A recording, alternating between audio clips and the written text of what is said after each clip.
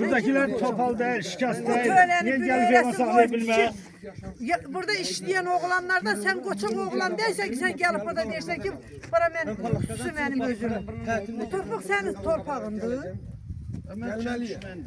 Torpak normal. İstersen buradan bir zabor çek. Bir sürü yanına etmeli. Beni gör, üzümü gör. Benim üzüm sana öğretsin. Gel bakmanı kim verir oraya? Ne diyorsun? Sen orada çekebilirsin.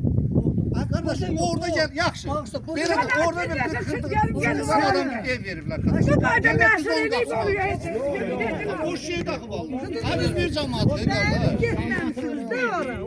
Cemaatımız bir cemaat. Vallahi bir cemaat. Sizin de dediğiniz suallara buradan verin. Allah hakkında cevap verelim. Ben bizim de değil. Haber var. Yarın beri biz gittiğimiz yere gidelim. Bak hey.